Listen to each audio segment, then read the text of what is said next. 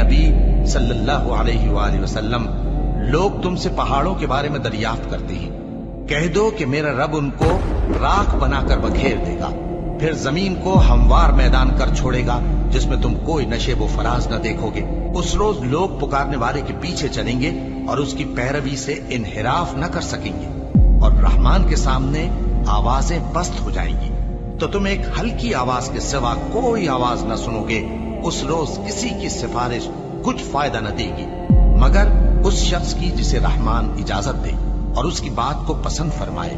جو کچھ ان کے آگے ہے اور جو کچھ ان کے پیچھے ہے وہ اس کو جانتا ہے، اور وہ اپنے علم سے اللہ کے علم کا احاطہ نہیں کر سکتے۔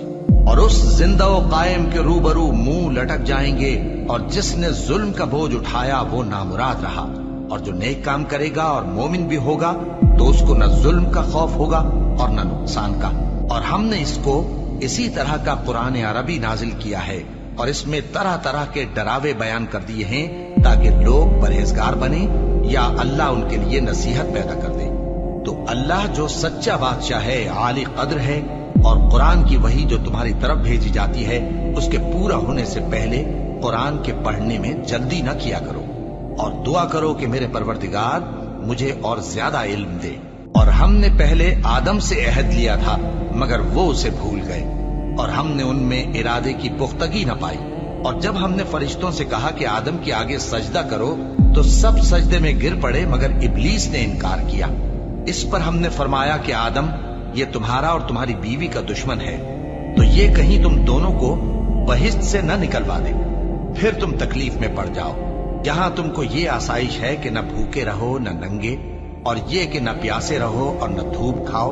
پھر شیطان نے ان کے دل میں وسوسہ ڈالا اور کہا کہ آدم، بھلا میں تم کو ایسا درخت بتاؤں جو ہمیشہ کی زندگی کا باعث ہو اور ایسی بادشاہت کہ کبھی زائل نہ ہو؟ سو دونوں نے اس درخت کا پھل کھا لیا تو ان پر ان کی شرم گاہیں ظاہر ہو گئیں، اور وہ اپنے اوپر بہشت کے پتے چپکانے لگے۔ اور آدم نے اپنے پروردگار کے حکم کے خلاف کیا تو وہ اپنے مقصد سے بے راہ ہو گئے۔ پھر ان کے پروردگار نے ان کو نوازا تو ان پر مہربانی سے توجہ فرمائی اور سیدھی راہ بتائی۔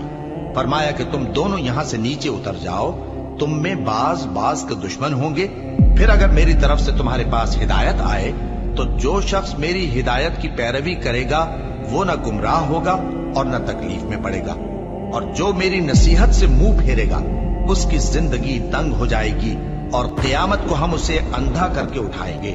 وہ کہے گا کہ میرے پروردگار، تو نے مجھے اندھا کر کے کیوں اٹھایا؟ میں تو دیکھتا بھالتا تھا۔ اللہ فرمائے گا